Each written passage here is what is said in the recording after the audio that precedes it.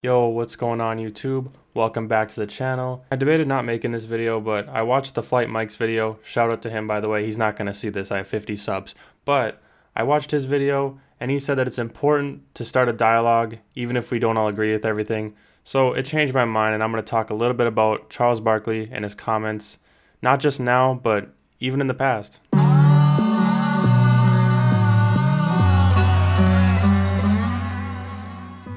I think at some point in all of our lives, we've either strongly disagreed with Charles Barkley or strongly agreed with him.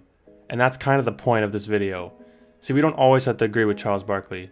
There's plenty we can disagree with, but the man has always been willing to speak his mind and give his opinion whether we like it or not. He's gone into feuds with Draymond Green. He's gone into feuds with LeBron James. He's gone back and forth with plenty of people, including Michael Jordan. He used to be best friends with Michael Jordan, but guess what? He spoke his mind, and Mike didn't like it. It was about Mike's GM skills, by the way, in case you're wondering. Okay, so getting back on topic. Charles Barkley made some comments about Breonna Taylor, and why we shouldn't classify her death with the likes of George Floyd and Ahmaud Arbery. He also said defunding the police was a horrible idea, because rich white neighborhoods will always have cops, and so getting rid of cops would give the less fortunate neighborhoods no one to call. A lot of people made a point that defunding the police doesn't simply mean getting rid of cops, which is a valid point because that's not what it means. I mean, of course, there's those people that are just like, get rid of all cops, I don't want to see them anymore, I hate them. But that's not really what the defunding the police movement is. I don't want to get too much into it, but yeah, just know that it doesn't mean just simply getting rid of cops.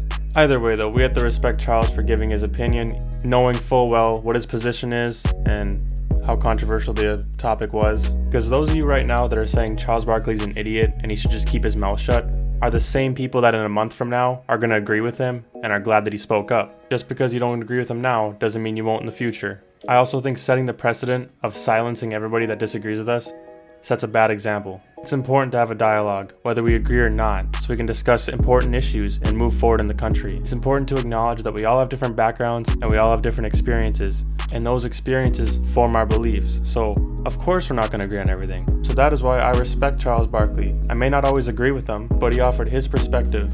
I think it's also important to note that he wasn't the only one that did this. Shaq did agree with them and also reinforce what Charles said about the Breonna Taylor case, so I have to give props to Shaq as well. I think it's very important moving forward that we don't silence people for their beliefs, we don't label someone just because of something they said, and we shouldn't cancel everybody all the time. Let's just agree to disagree, talk about these important issues, and see if we can find a middle ground. I mean, think about it. Do you want every conversation about politics to be like the presidential debates that we've had to endure these past couple of nights? Just constant interrupting, name-calling, labeling, no substance whatsoever. I think we can all agree that we don't want all of the future conversations of our country to be like that.